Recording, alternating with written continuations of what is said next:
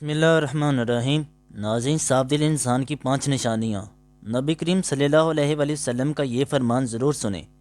بخاری شریف کے باب الادب میں حضرت اسماء بنت یزید سے روایت ہے کہ نبی کریم صلی اللہ علیہ وآلہ وسلم نے فرمایا، صاف دل انسان کے اندر یہ دونوں نشانیاں پائی جاتی ہیں، جبکہ سیاہ دل انسان کے اندر یہ 3 نشانیاں پائی جاتی ہیں۔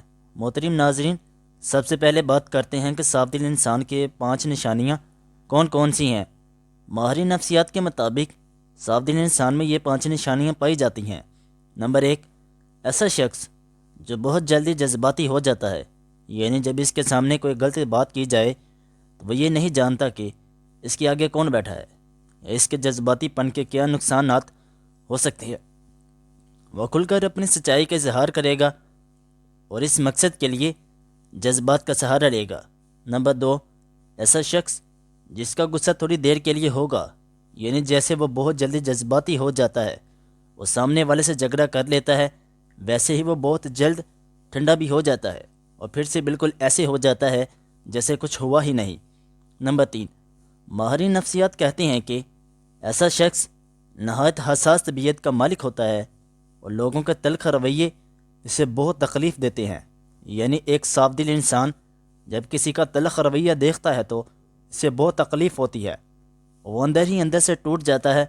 نمبر 4، ایسا شخص جو ہر رشتے کو دماغ کے بجائے اپنے دل سے نبھائے گا، یعنی جس دل سے نبھائے گا، پورے کا پورا اسی کا ہو جائے گا اور ہر دم اس کی خیر اور بھلائی کے لیے بے قرار رہے گا۔ نمبر 5، ماہرین نفسیات کے مطابق ایک اچھے اور صاف دل انسان کی 5 نشانیاں یہ ہیں کہ ایسا شخص کبھی کسی کے دل میں اپنے لیے وہ خلوص، وہ محبت نہیں جگا پائے گا جو وہ دوسروں کے لیے محسوس کرتا ہے، جبکہ اس کے برعکس چلاک، ہوشیار، مکار اور چاچلوس قسم کے لوگ سب کے دل میں اپنی جگہ بنا لیتے ہیں۔ آئیے اب اس کائنات کے سب سے بڑے مامون پیشوا نبی آخر الزماں حضرت محمد مصطفیٰ صلی اللہ علیہ وآلہ وسلم کی زبان اکثر سے جانتے ہیں کہ اچھے اور صاف دل انسان کی خوبیاں کیا ہیں۔ امام بخاری رحمۃ اللہ علیہ نے بخاری شریف کے باب الادب میں لکھا ہے کہ اسماء بنت یزید رضی اللہ تعالیٰ عنہ فرماتی ہیں کہ ایک دن رسول خدا صلی اللہ علیہ وآلہ وسلم نے فرمایا کہ کیا میں تمہیں تمہارے اچھے لوگوں کے بارے میں نہ بتاؤں؟ صحابہ کرام نے عرض کیا، یا رسول اللہ، ہمیں اس کے بارے میں ضرور آگاہ فرمائیں۔ آپ صلی اللہ علیہ وآلہ وسلم نے فرمایا، وہ لوگ کہ جب ان پر نظر پڑے خدا یاد آ جائے، یعنی جن لوگوں کو دیکھ کر خدا یاد آ جائے وہ تم میں سے بہترین اور اچھے لوگ ہیں۔ یہ 2 قسم کے لوگ ہیں۔ پہلی قسم کے لوگ یہ اللہ تعالیٰ کے وہ نیک بندے ہیں جن کی عبادت، نیکی اور تقوی کی جھلک ان کے چہروں پر نور کی صورت میں دکھائی دیتی ہے اور انہیں دیکھ کر دل میں خیال آتا ہے کہ اس قدر با رونق اور پر نور چہرہ کسی اللہ والے کا ہی ہو سکتا ہے۔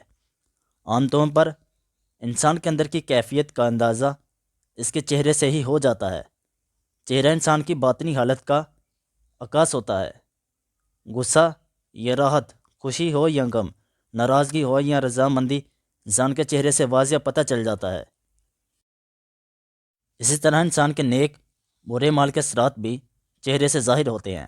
بخاری شریف کی ایک روایت ہے کہ مطابق نبی کریم صلی اللہ علیہ وآلہ وسلم نے اپنے ایک خواب کا منظر بیان فرمایا کہ میں نے ایسے لوگوں کا ایک ہجوم دیکھا جن کے چہروں کی کیفیت یہ تھی کہ چہرے کا آدھا حصہ خوبصورت، باقی آدھا حصہ بدصورت تھا۔ میں نے فرشتوں سے سوال کیا کہ یہ لوگ کون ہیں؟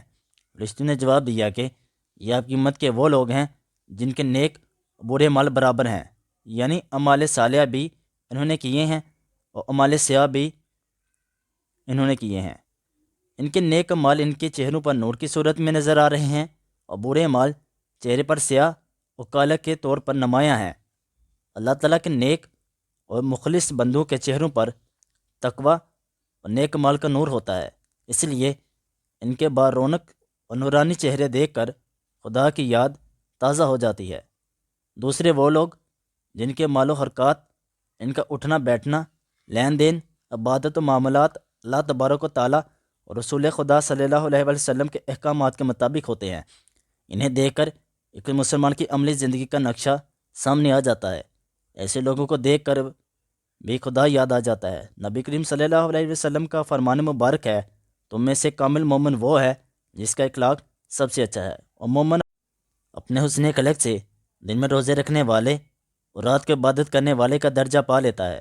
ہمارا اخلاق ہمارے مالک و خالق کے ساتھ بھی اچھا ہونا چاہیے، اور بندوں کے ساتھ بھی خالق و مالک کے ساتھ اچھے اخلاق کا مطلب یہ ہے کہ اسے وحدہ لا شریک جانے، اس کا کوئی ہمسر نہ ہو، جو مال اس نے دیا ہے اس میں اس کی رضا کے لیے خرچ کرے، نماز کی پابندی کرے، یوم آخرت پر ایمان رکھے، قرآن پاک اور دیگر آسمانی کتابوں پر ایمان رکھے، اس کی حلال کردہ چیزوں کو حلال اور حرام کردہ چیزوں کو حرام جانتے، تکلیف اور مصیبت میں صبر کرے اور اپنے خالق و مالک کی نعمتوں پر شکر ادا کرے۔ اسی طرح ہمارا اخلاق بھی بندوں کے ساتھ اچھا ہونا چاہیے۔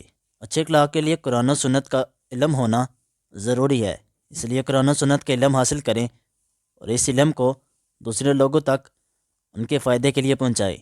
ایک دفعہ ایک شخص نے امام جعفر بن صادق علیہ السلام سے سوال کیا، اس نے خلق سے کیا مراد ہے؟ تو آپ علیہ السلام نے فرمایا، اس نے خلق یہ ہے کہ تم اپنے کاندوں کو جھکا لو، اپنے گفتگو کو پاکیزہ بنا لو، اپنے دینی بھائیوں سے خندہ پیشانی سے ملاقات کرو۔ امام نے جو یہ فرمایا کہ اپنے شانوں کو جھکا لو، یعنی کہ اپنے دینی بھائیوں سے نرمی اور تواضع سے پیش آؤ، سختی یا غیظ و غضب کے برتاؤ سے پرہیز کرو۔ مومن کی سختی اور غیظ و غضب صرف کافر کے مقابلے میں ہونا چاہیے۔ مسلمانوں کو آپس میں محبت اور الفت سے پیش آنا چاہیے۔ ناظرین، اگر آپ بھی اللہ کے نیک بندے بننا چاہتے ہیں تو ہر انسان سے اچھے اخلاق کے ساتھ پیش آئیں۔ ماں باپ کی فرمانبرداری اور ان سے اونچی آواز میں بات نہ کریں، انہیں کبھی جھڑکیں نہیں، ان کے ساتھ نرمی سے بات کریں، ان کا اسی طرح خیال کریں جس طرح انہوں نے بچپن میں آپ کا خیال رکھا تھا۔ بندوں کے ساتھ اچھے اخلاق میں یہ بھی ہے کہ رشتہ داروں کے ساتھ صلہ رحمی سے پیش آئیں۔ ہمارے پیارے نبی صلی اللہ علیہ وآلہ وسلم کا فرمان ہے کہ جو تمہیں محروم کرے اسے عطا کرو، اور ایک جگہ اور آپ صلی اللہ علیہ وسلم نے فرمایا کہ اگر لمبی عمر چاہتے ہو تو اپنے رشتہ داروں کے ساتھ صلہ رحمی کرو۔ اچھے اخلاق کی ایک علامت یہ بھی ہے کہ ہم اسلام میں پہل کریں، اسلام کو عام کریں، ہر جاننے والے انجان مسلمان کو سلام کریں، جبکہ یہ بات عام ہو چکی ہے کہ ہم صرف اسی کو سلام کرتے ہیں جس کو ہم جانتے ہیں۔ محترم ناظرین، جہاں نبی کریم صلی اللہ علیہ وسلم نے فرمایا اچھے لوگوں کی خصوصیات بیان فرمائی، وہیں پر فرمایا کہ میں تمہیں تمہارے برے لوگوں کے بارے میں نہ بتاؤں۔ صحابہ کرام نے عرض کیا، یا رسول اللہ، ضرور بیان فرمائیں۔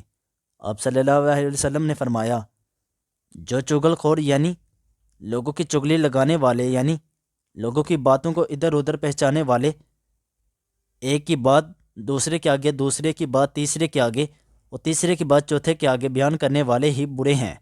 ناظرین، اس بری عادت کا ہمارے ہاں عام طور پر رواج پا جاتا ہے، اور ہم میں سے بہت سے لوگوں کی یہ عادت بن گئی ہے کہ ہم بلا وجہ لوگوں کو بتاتے رہتے ہیں، فلاں شخص تمہارے بارے میں یہ کہہ رہا تھا، فلاں جگہ تمہارے بارے میں یہ باتیں ہو رہی تھی۔ بلا ضرورت ایسی باتیں کرنا شرعاً گناہ کبیرہ شمار کیا جاتا ہے، لیکن ہمارے ہاں اس کو گناہ ہی نہیں سمجھا جاتا، حالانکہ ایسی باتیں کرنا فتنہ فساد اور جھگڑے کا سبب بنتی ہیں۔ ہمارے اکثر ہونے والے باہمی تنازعات اور جھگڑوں کی اگر وجہ تلاش کی جائے تو اکثر ان تنازعات کے پیچھے کوئی نہ کوئی چغلی کار فرما ہوتی ہے۔ چغل خور ایک بیمار انسان ہے جو کبھی بھی ایک دوسرے کی اچھی باتیں منتقل نہیں کرتا، بلکہ وہ ایک دوسرے تک ایسی باتیں پہنچاتا ہے جن سے کینہ، دشمنی، فتنہ اور رنجش پیدا ہوئی۔ یہ اتنا بڑا گناہ ہے کہ اللہ تعالیٰ قرآن مجید میں ارشاد فرماتا ہے کہ فتنہ قتل سے بھی بڑا گناہ ہے۔ ایک دوسری جگہ فرماتا ہے تباہی بربادی ہے ہاتانہ زن اور چغل خور کے لیے۔ ناظری، یہ ایک بہت بڑا اور گھٹیا عمل ہے۔ نبی کریم صلی اللہ علیہ وسلم نے اسے برے لوگوں کی علامت قرار دیا ہے۔ اللہ پاک ہمیں نیک بننے کی توفیق عطا فرمائے اور ہمارا خاتمہ ایمان پر فرمائے۔ ناظرین، کمنٹ باکس میں آمین اور خالق کائنات کے 99 مبارک ناموں میں سے کوئی ایک نام ضرور ٹائپ کریں۔ جزاک اللہ۔ اللہ حافظ۔